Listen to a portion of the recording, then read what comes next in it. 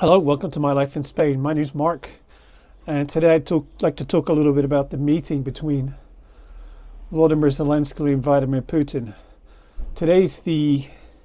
Is Wednesday, the 14th of March, and Putin is supposed to meet Zelenskyy in Istanbul tomorrow, but somehow I don't see it happening.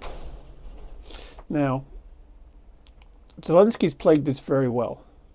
Following the meeting between Macron, Stammer, Merz, and Donald Tusk at the last weekend, when they said that they would support Ukraine, and they called for a 30-day ceasefire. Right away, Zelenskyy said, "I accept unconditionally a 30-day ceasefire, and following which we can discuss ending this war." Now, that same night, Putin went on Russian television and said he would agree to a meeting to discuss a ceasefire, but not a 30-day, not a ceasefire, but a meeting to end the war. And then Zelenskyy announced, "Okay, I'm going to be in Ankara meeting with Erdogan. I will meet you in any city in Turkey on Thursday, and we can sit down face to face and discuss ways of ending the war." And in a brilliant move, he even called Donald Trump and said, "Mr. Trump, President Trump, you're in the Middle East, you're not very far away from Turkey. Why don't you come and join us in these talks also?" Now, I don't believe Putin will show up for two reasons. One, he may be worried about being arrested by the International Criminal Court for the war crimes of abducting children in Ukraine and taking them to Russia. But actually, I don't see that happening. I can't see Erdogan doing that. Erdogan would promise him a safe passage.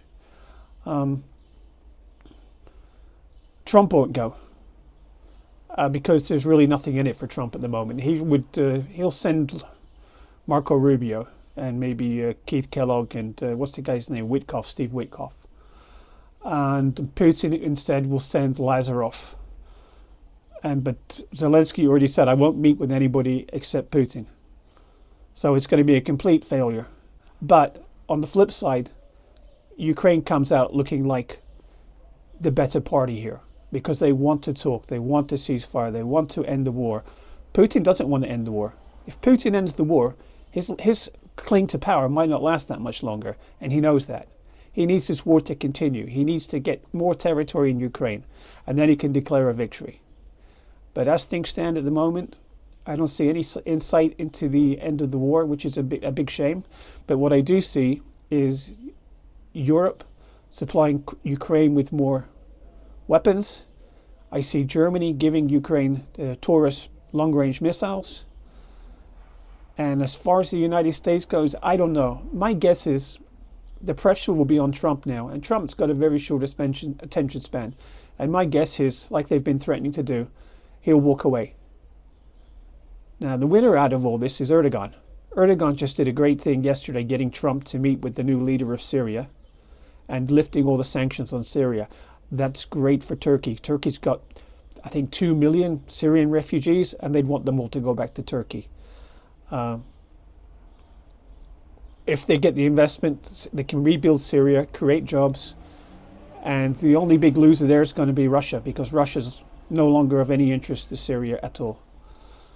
So we'll see. Erdogan's doing a good job, actually, in that regard. But then again, Erdogan is an autocrat, just like Putin, and what Donald Trump wants to become, I guess.